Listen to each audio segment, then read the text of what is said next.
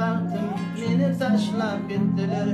Tüyülümden gayrı falan durmuşum yıkılır. Ne vedel fiilim vardı, abarayımı döktülür. Dost yenim bollu düşman, ters bolun bağlım.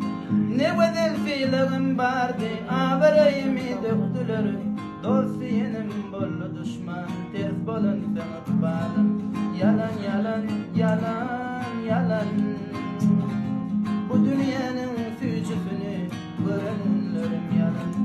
Yalan yalan yalan yalan yalan, tüyümün gol tutuşup gelenlerim yalan. Manglayını yadalanın intek öpüp giden yok.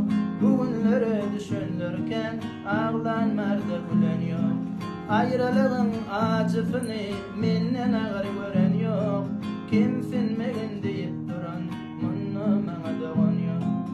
Ayrılığın acısını menden ağır gören yok. Kimsin megin deyip duran bunu bana korkar yok. Yalan yalan yalan yalan, bu dünyanın fücüsünü görenlerim yalan. Yalan yalan yalan yalan yalan, tüyümün gol tutuşup gelenlerim yalan.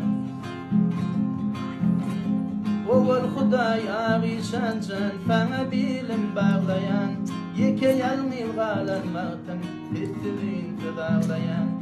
Yürekten çıkyan sözlerim ilgünümü paylayan.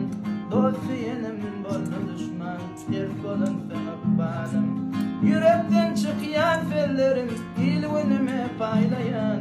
Dost yenim bollu düşman, ters bolun sana bağlım.